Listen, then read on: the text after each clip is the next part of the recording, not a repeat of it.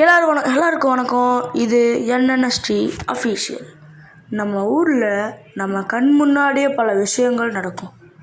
ஆனால் அது எல்லாமே உண்மைன்னு கேட்டு நம்ப மாட்டோம்.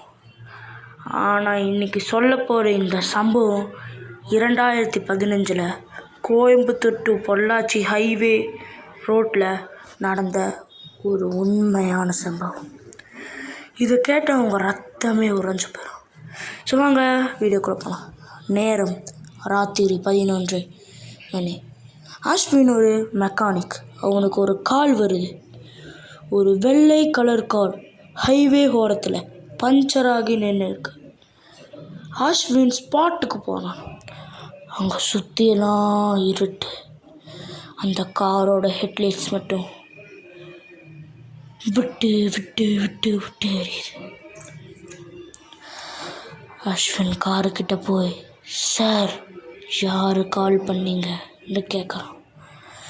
டிரைவர் சீட்டில் யாரையுமே காணோம். ஆனால் பேக் சீட்டில் ஒரு பெரியவர் உட்காந்துருக்காரு. அஸ்வினுக்கு ஒரு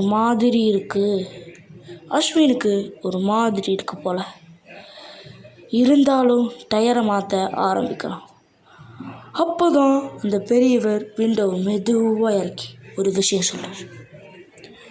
தம்பி, சீக்கிரம் முடிச்சுட்டு போயிடு, இல்லைன்னா வந்துடுவா அப்படின்னு சொல்கிறார். ஒரே ஷாக். அஸ்வினுக்கு ஒன்றுமே புரியல. சடனாக கார் பின்னாடி கொலுசு சத்தம் கேட்குது. ஜல் ஜல் ஜல் ஜல் ஜல் ஜல் ஜல் ஜல் ஜல் ஜல் ஜல். அஸ்வின் திரும்பி பார்க்குறான். யாருமே இல்லை. பயத்தில் டயரை மாட்டி முடிச்சுட்டு காசை வாங்குறதுக்கு டிரைவர் சீட் பக்கம் போகிறான். அப்போ அந்த பயங்கரமான விஷயம் பார்க்குறான். ஸ்டீரிங் வீல் தானாக சுற்றிக்கிட்டே இருக்கு.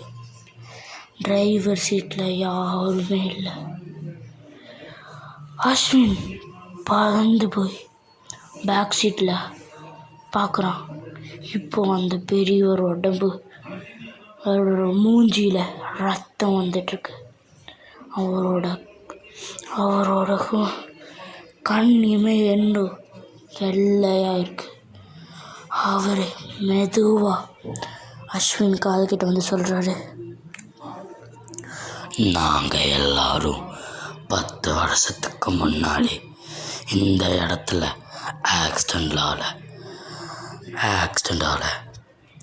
செத்து போயிட்டோம். இன்னைக்கு எங்களுக்கு துணையாக யாருமே இல்லை. நீ வரியா?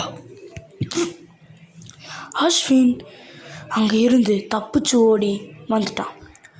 மறுநாள் போலீஸ் செக் பண்ணப்போ தான் அவனுக்கே தெரிஞ்சது.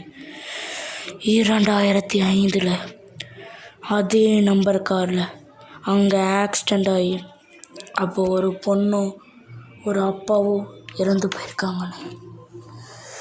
இந்த சம்பவம் நிஜமா இல்லை அஸ்வினோட கற்பனையா?